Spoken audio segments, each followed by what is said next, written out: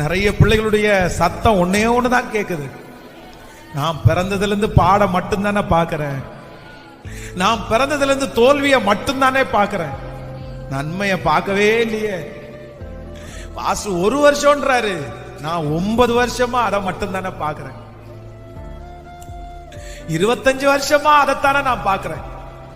ஒரு முன்னேற்றம் கூட இல்லையே, ஒரு உயர்வு கூட இல்லையே.